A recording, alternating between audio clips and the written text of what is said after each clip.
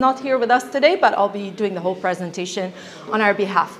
Today I'll be talking about exploring student engagement in the context of Zoom versus virtual reality. I did a comparative study and I'm going to share the results of that with you.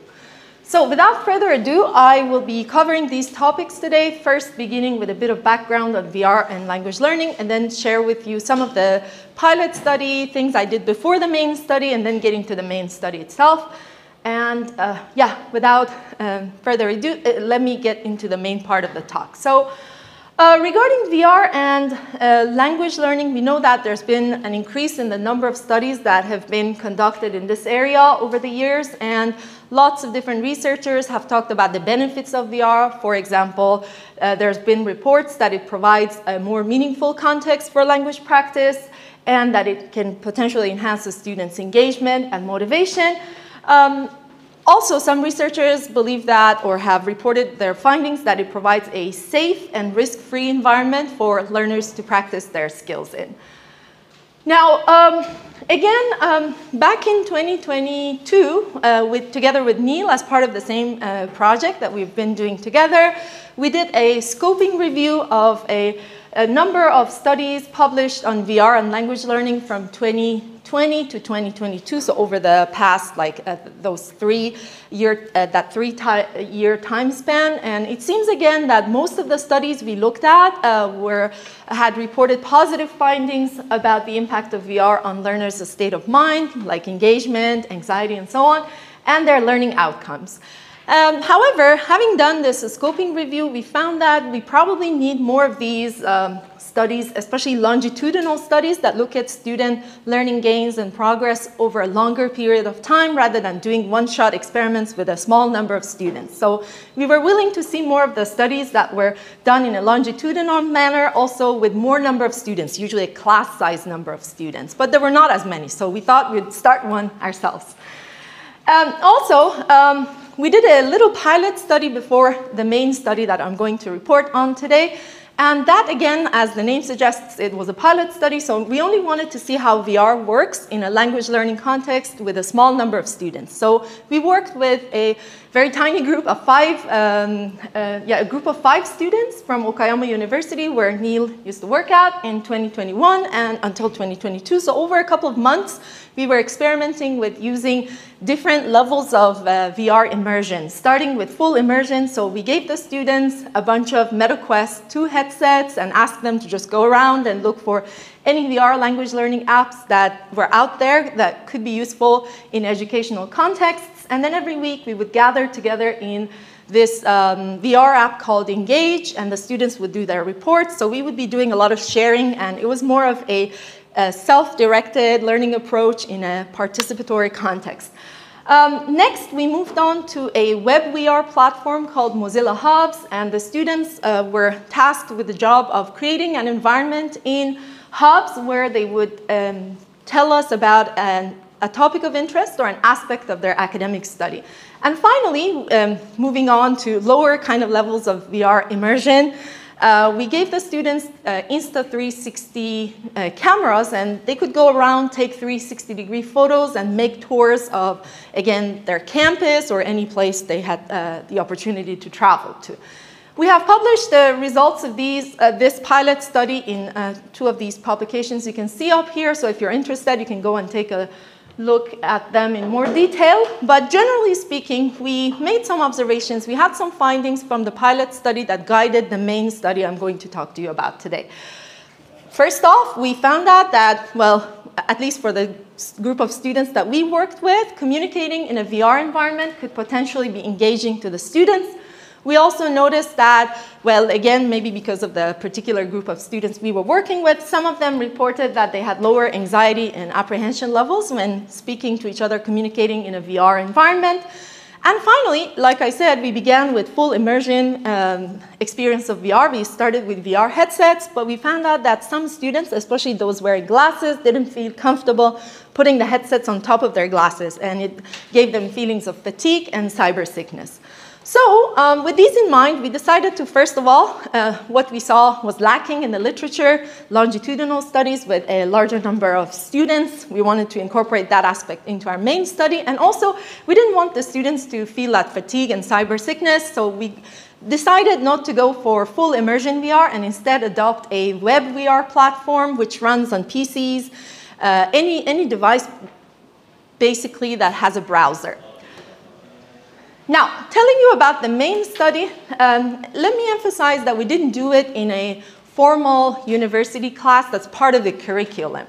The things we wanted to do were probably quite new, so not many universities, at least the universities, the institution I used to work at, would not allow me to make these huge changes to their curriculum. So instead, what I did was, together with Neil, we recruited a group of students, 2 groups of students actually, over 2 separate studies, and we decided to see how things would go with that group of students. The students were just not from the institutions we used to work at, but from several different universities around the Kansai region.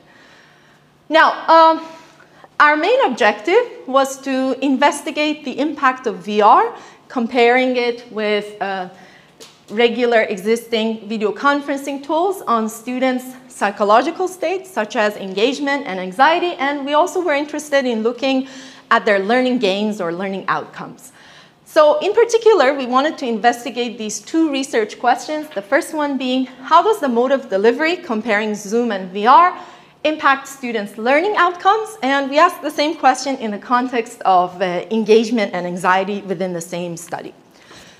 I forgot that I have a clicker. Yes. So to answer these research questions, we developed a quasi-experimental study with a pre-, mid-, and post-test design. And yeah, so in this presentation, I'm not going to focus on everything. It's just time-wise impossible. So therefore, in this presentation, I'm only going to focus on the aspect of engagement, how the 2 groups perhaps differed in terms of their engagement level. Moving on, like I said, it wasn't part of a formal university class, and we recruited students for the 2 studies. For the Zoom group study, initially 37 students volunteered to start the study. The actual starting number was way bigger, like 70, 80, but then 37 showed up on the day. And we finished the study with 30 students, 19 of whom were females and 11 were males. And for the VR group study, we began with 29. We had a smaller number, slightly smaller number, but then we ended up with 25. 16 of those were females and 9 were males. So to tell you a little more about the level of the students, they were mostly at intermediate to higher intermediate level of proficiency. Again, because of the particular nature of the study, how we put out a call and recruited the students, we labeled this sampling method as well, the literature goes, as purposive sampling. And there was, again, because this was part of a Kaken project, we wanted to pay the students a little bit of an honorarium. Therefore, well, we did everything. The IRB, the ethics review process, as well as informed consent procedures. Moving on, let me tell you a little bit about the learning context. So the course that we actually organized was around the topic of learning how to do small talk in English and create better bonds with others. And to do this course, we adopted a flipped classroom approach, meaning that the students would watch 2 videos out of a video course created by Neil and available on YouTube. So the students would watch 2 videos before every class. They would come to class. There were, well, a couple of weekly, 1-hour weekly lessons. And then during the lessons, they would mostly spend the time doing group discussions and also practicing small talk in pairs. So we would only make some housekeeping announcements in the beginning, but the majority of the class time was spent on doing discussions and pair work. Now, the platforms that we used for the 2 studies, let me tell you a little bit about that. Moving on, so the Zoom group, as the name suggests, we used Zoom for the study, and for the discussions, the group work, and the pair work, we used breakout room function of Zoom. Then as much as we could, we tried to record the student interactions. It's usually impossible to record everything at the same time, but we had 10 PCs running in the background, so we could record as many breakout rooms as possible. That was a lot of work, by the way. And the channel of communication was audio and video, so the students could see each other's video. We recommended them to turn on their cameras. For the VR group, however, we used a platform called Frame. If you're interested in learning more about that, go to framevr.io. That's the URL. And you can see how you could create your own free environment with some limitations, but there's different types of plannings and prices. For the pair and group work, we used a function called private voice zones, similar to breakout rooms in Zoom. And usually for every every VR environment, we have a function like this. The naming might be different. Some might call it another name, but in the terminology of Frame, they call it private voice zones. And we used Snagit, that's from TechSmith. You might have heard about Camtasia, for example, as a video editing software. It's from the same company, but a simpler version of the software, and we use that for screen recordings. Again, everything running on 10 computers in the background to make sure we recorded as many student interactions as possible. The channel of communication in this case, because it was in a VR environment, the students were represented as avatars and they couldn't see each other's videos. There is this functionality within Frame. You can turn on your cameras. Rob will later on show you if you're interested, but generally speaking, we wanted to keep things at a low processing load, so we didn't ask the students to turn on their cameras. Instead, they had the audio and the avatar as the channel of communication. Here are some screenshots of the environments within Frame that we used. So there were some limitations in what kind of environments we could use. We didn't want a very heavy environment. We also didn't want one that was too huge for the students to get lost and for us to be very difficult to have control over things. And as you can see, in every one of these environments, by the way, they exist already. I didn't make the whole thing. I just made some customizations to these environments, meaning that we added these private voice zones, making it possible for the students to join their partners during pair and group work, also like a screen here and there based on your needs. So yeah, generally speaking, this whole thing existed. We only made some little customizations here and there.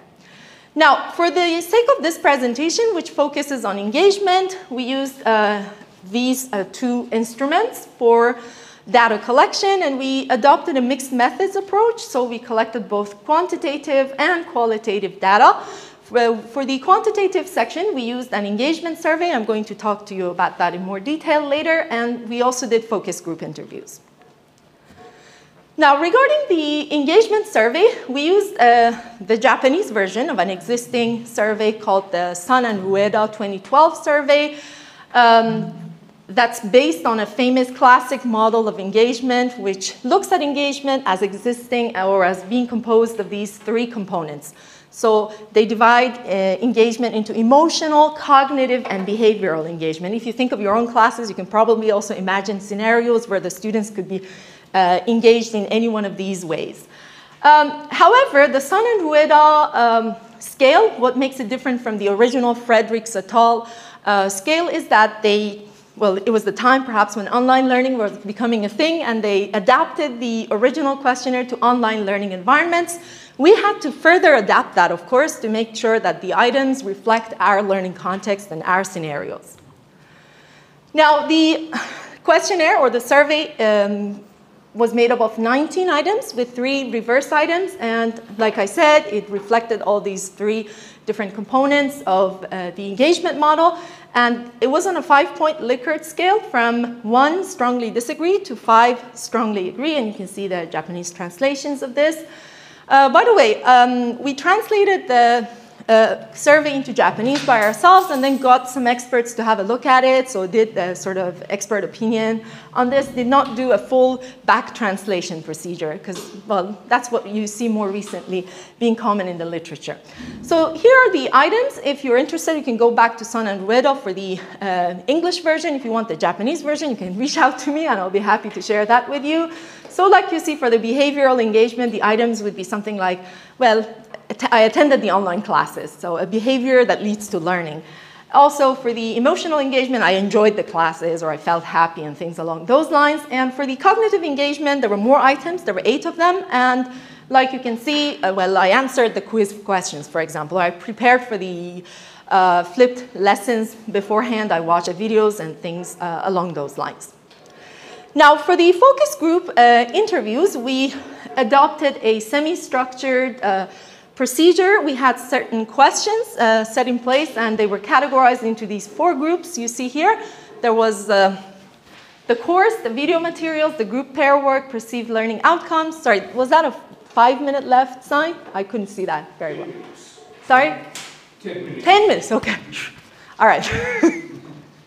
So, yes, we asked them questions around what their opinion was on the course in general, also the video materials, the group and pair work, how well that went, because that was the bulk of the weekly online lessons, whether they felt like they learned something throughout the course. Of course, we objectively also analyzed that, which is not part of the presentation today.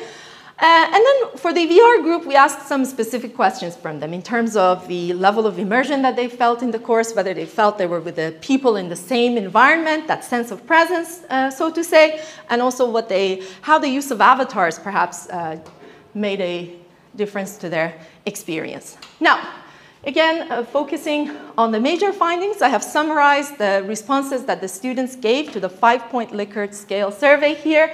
So you can see the colors, Zoom and VR, represented here, and the items are on this axis from BE, by the way, is behavioral engagement, EE, emotional engagement, and CE, cognitive engagement. And like you can see, yes, a bit of a spoiler, they're not very different. I will show you in the following slides that the same results kind of came out in the statistical analysis we did on the data set. We ran a Mann-Whitney-U test, which is the non-parametric version of the t-test to compare the 2 groups in terms of their engagement. And like you can see, for the behavioral engagement items, again, the means were shown to be similar, and also the Mann-Whitney-U test, the decision was to retain the null hypothesis. So basically, not much of a difference between the 2 groups in terms of behavioral engagement.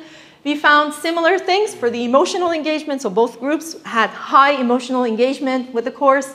Not really much of a difference, again, between the 2 groups here. And for cognitive engagement, again, we found similar findings. Some of these items you might see have lower means, and the reason for that is that those items focused on studying out of class. Like, did you go and watch extra YouTube videos about the topic? And since this was in a laboratory setting, usually the students wouldn't do much more, right? If it was for grades, getting credits, they might have more incentives to do more, but usually in a study done in a laboratory setting, students would probably just do the thing that they're asked to do.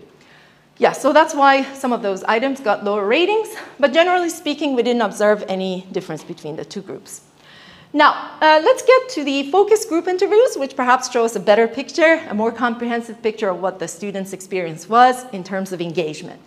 Now, for both the Zoom and VR group thought that this kind of a course on small talk, especially in an online environment, was a very unique opportunity for them. Usually students have classes with the classmates from the same cohort, from the same university, so they don't really get to talk to people from other universities, other backgrounds, other departments. So this was a very unique opportunity for many of them, and they appreciated the fact that they were provided with this chance. A lot of them, again, said that they were motivated because we only had 1-hour weekly lessons and things were moving at a certain pace. So we did a bit of welcome message and start, and then the students moved to group and pair work. They were not really bored. They didn't have the time to get bored, so to say. And then they also said that they responsibly responded to the quiz questions every time. We did a bit of quiz to kind of help the students remind themselves of what the content of those videos were, and then they would go into groups to do the discussions further on the topic of the videos. And for the VR group, obviously, it was their very first experience to take a course in VR, so many of them, again, appreciated the fact that they could engage with others in a very unique environment. Regarding the video materials, again, both groups unanimously echoed the opinion that they enjoyed watching the materials, they watched them in a regular manner, and that they found the videos interesting. We asked them if they went and looked up any new words. Some said they did, but not many. And regarding the playback speeds, again, this is the new generation. Some of them said they watched it at like twice fast speed. Some said normal speed. Some said they intentionally increased the speed to practice listening skills. I didn't know if it was a thing. Anyway, yeah. So for pair and group work, again, a lot of them said that it was successful. They could work with others very well in the groups. Again, the factor of, I think, meeting new people, students from other universities and backgrounds was a huge plus to their experience. They usually, when we asked what kind of topics they talked about, or if they talked about similar topics each time, they said that, well, they usually talked about familiar topics. It's small talk after all, so that's what it's all about. Things like university life or part-time jobs and so on. And we asked them how much they contributed to the pair and group work. There were again, differing levels of contribution reported. Some students said they usually took the lead in starting the conversation. Some others said that, okay. It's hard to see the signs from back there. Anyway, all right, thank you. So they had differing levels of contribution. And for the VR group, again, regarding the pair and group work, again, they said that it went well in general, like you can see I have put here on the slide. But some of the so-called challenges was that there was no facial expressions in the avatars. So the students felt like it was hard for them to kind of get a sense of the room, so to say, what's going on, what's the reaction of the other person to what I'm saying. Just to say in parentheses, VR platforms are getting better and better at showing people's facial expressions. So using the webcam and yeah, kind of analyzing the facial features of the users and trying to reflect that on the avatars. They're getting better. There's a lot of, again, ethical issues concerned with that as well. But generally speaking, this is not something impossible to create on an avatar. With the VR group, again, there were a bunch of technical issues that were reported. I'm going to get into more detail of that later. But generally speaking, again, both groups said that the group and pair work activities went well. Regarding perceived learning outcomes, again, like I said, we did an objective measure of learning outcomes as well by having teachers evaluate the students. But regarding what the students felt like they learned in the course, many of them didn't know about small talk before this. And I think this is not a very big culture in Japan to do small talk. Usually people do jikoshokai. So they're more of monologues rather than this exchange back and forth. And they appreciated the fact that they learned how to initiate and continue conversations in English. And they said that, well, since this was an English-only course and they had to speak in English, so it helped them build up their self-confidence in doing talks in English with others, interacting with others in an English-only environment. Now, for the VR-only aspects of the course, so we asked the VR group a couple of questions that were limited features of the VR environment. We didn't ask the Zoom group about these. It seemed like we found two groups of people. So some of them were quite VR enthusiasts and some were VR skeptics. I think similar findings have previously been reported in the literature. So students who are more into gaming and they appreciated the gamified experience of this course. They said that they liked being together with other avatars in the same space, so that sense of presence was quite high for them. And that the use of avatars helped them personalize their identity, kind of project their identity in a better, perhaps easier way than it is possible on Zoom. Now, the VR skeptic, however, said that, well, this is just yet another thing, that maybe more of a hassle. So they were not very much keen on the specific features of VR, and some said that, well, VR technology is good, but it's not just there yet. So maybe in future iterations of VR will be better and giving them better experiences. Now, finally, we asked them about the technical challenges, and it seems like the Zoom and VR group, both the students, some students, they were joining from their own environment, so joining from home, from a cafe, train station, you name it. You've done all classes on Zoom, so you know, sometimes the students could be on networks that are not stable, so they get caught off very easily. The same thing was reported for the Zoom and VR groups. For the VR groups specifically, well, Frame works well with mobile devices, but generally some features might be restricted. So if the students were on a PC that wasn't quite the most recent model or very, very old model, very slow PC, then they might have had some device incompatibility issues. There were also some audio issues that were reported by some students. So halfway through the course, I think for about 2 or 3 weeks, there was a bit of audio interference across the room, so that made it hard for the students to communicate. So if we didn't have these, maybe there would have been even better results for the VR group. Getting very fast to the discussion and further work, let me tell you, well, we all saw already that there was no significant difference between the two groups. The learning outcomes we looked at, the objective learning measures, showed us that all students improved over time. So from the beginning of the course to the middle of the course to the end of the course, there was progress. However, we didn't really see any significant difference between the Zoom and the VR group. So there was no significant impact of time and treatment both. However, both groups also showed a high level of engagement, which is promising. So if you have a very good reason to use VR, let me tell you that it doesn't disappoint you at least. It does things as well as Zoom does. So they were both equally effective. Now, to continue this study, I'm running out of time, we're going to analyze the students' levels. So cherry pick a few students, let's say from the high achieving group and the low achieving group, and then compare those to their measures of anxiety and engagement. By the way, we did measure the anxiety, but I didn't again report this on this study. And then moving forward, we're interested in doing a similar study with the VR enthusiasts. So students interested in VR, and let's see how results we'll get from that. I also think that if you're doing a collaborative online international study, then it would make more sense to put the students into a VR environment which perhaps culturally reflects the exchange scenarios that they're going through, and then leveraging the benefits of generative AI, which is also being tied into these VR environments more and more these days, would be another interesting trajectory to look into. Here are the references of this study, and thank you so much. Yes. All right. Went 1 minute over time. Yes. How do you define VR? So there are VR with headsets, yes. VR with just a computer only. Yes, so that's right. Yeah. Two types of VR. So in your study. So in my study, I limited myself to, thank you so much, to web VR environments. So platforms that run on browsers. I think accessibility is a very important issue to consider when it comes to VR, especially if you're doing it remotely.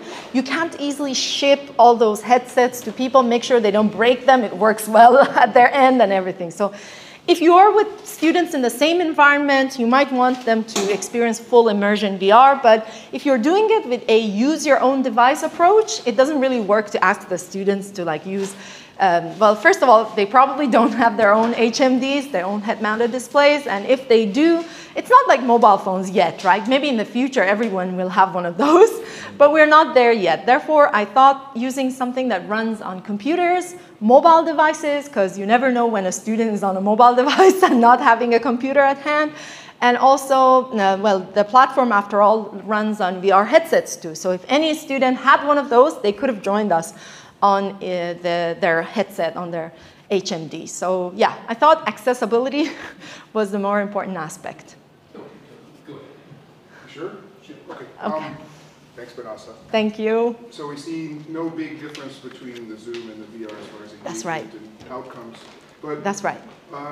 Did anything get revealed or any insights kind of gleaned as far as changing or altering the contents to leverage the power of VR in different ways? Because basically it's kind of seeming like you're comparing a Zoom screen to an avatar screen. Right. Kind of. And in VR you can do a whole lot of interesting, intriguing things that you can't do in Zoom. That's true. So that's did true. anything kind of jump out at you as far as like changing the activity or changing the environment? That's true. Yeah, I think for the sake of this initial study, I didn't really leverage all the benefits of VR because I was trying to control for the factors in the two groups. I couldn't do things that were so different, and I wanted to kind of like, you know, when you're doing a laboratory study and a comparative study, you want to make sure the majority of the factors are the same, and then the only one that you're trying to look at is different.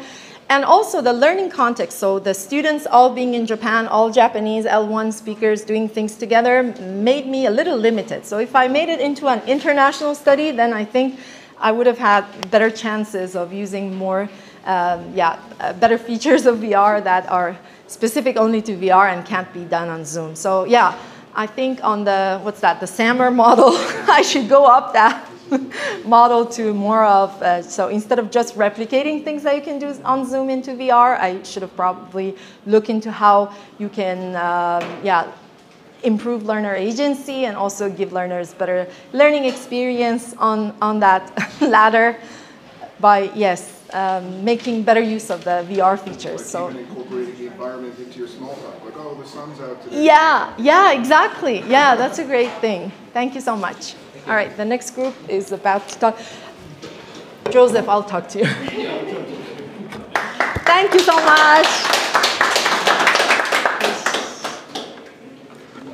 Is this?